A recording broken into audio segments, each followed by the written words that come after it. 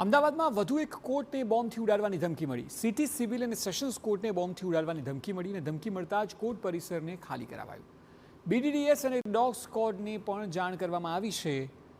તો વધુ એક કોર્ટને સિટી સિવિલ અને સેશન્સ કોર્ટને ધમકી મળી છે, બોમ્બથી ઉડાડવાની ધમકી મળી છે અને ધમકી મળતા જ કોર્ટ પરિસરને ખાલી કરાવવામાં આવ્યું છે। બીડીડીએસ અને ડોગ સ્ક્વોડને પણ જાણ કરવામાં આવી છે।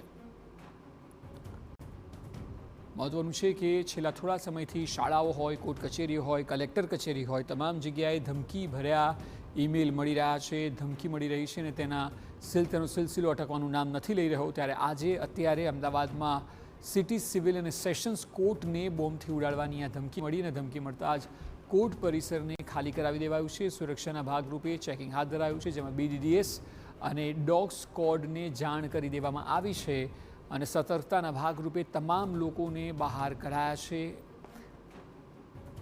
અને હવે તપાસનો ધમધમાટ તેજ થઈ રહ્યો છે। મહત્વનું છે કે છેલ્લા થોડા સમયથી અમદાવાદ સહિત ગુજરાતભરમાં આ પ્રકારની ઘટનાઓ વધી રહી છે। ચાહે અમદાવાદમાં 8 જેટલી સ્કૂલોને એકસાથે ઉડાડવાની ધમકી હોય કે પછી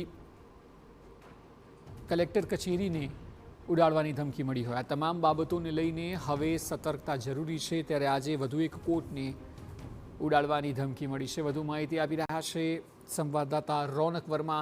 રોનક, આ ધમકીભર્યો સિલસિલો અટકવાનું નામ નથી લઈ રહ્યો, કારણ કે સ્કૂલો હોય, કલેક્ટર કચેરીઓ હોય અને હવે કોર્ટ પણ બાકી નથી, કોર્ટમાં પણ ધમકી મળી રહી છે। આપ જણાવો કે કયા પ્રકારે આ ધમકી મળી, ઈમેલ થ્રુ મળી છે અને ત્યારબાદ શું સુરક્ષાને લઈને વ્યવસ્થા કરાઈ છે?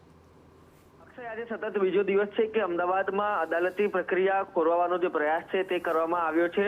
ગઈકાલે અમદાવાદ ગ્રામ્ય કોર્ટને બોમ્બથી ઉડાવી દેવાની ધમકી આપ્યા બાદ આજે Ahmedabad city civil and sessions court કે જે ભદ્ર લાલ દરવાજા ખાતે આવેલી છે તેને ઉડાવી દેવાની ધમકીભર્યો એક ઈમેલ કરવામાં આવ્યો છે।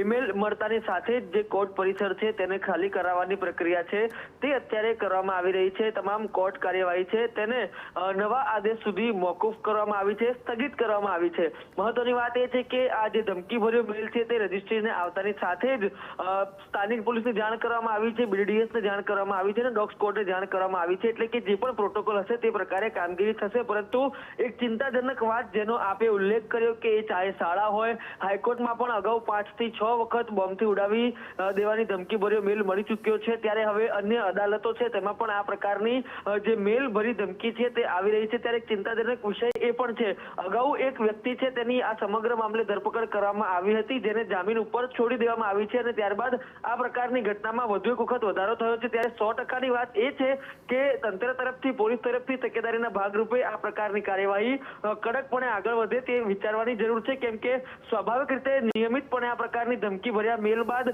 જે સરકારી કાર્યવાહી હોય કે પછી અદાલતી કાર્યવાહી હોય તેમાં ખેદ પહોંચે છે અને ક્યાંક ને ક્યાંક કાર્યવાહી અટકે છે, લોકોના પૈસાનો દુરુપયોગ થાય છે। ત્યારે આ પ્રકારની પ્રવૃત્તિ પર ક્યારેક રોક લાગવામાં આવશે તે એક ચિંતાનો વિષય। ત્યારે વધુ એક વખત સિટી સિવિલ એન્ડ સેશન્સ કોર્ટને ધમકીભર્યો મેલ મળતાની સાથે એજન્સીઓ છે તે સતર્ક થઈ છે। જી બિલકુલ રોનક, આભાર સમગ્ર માહિતી બદલ।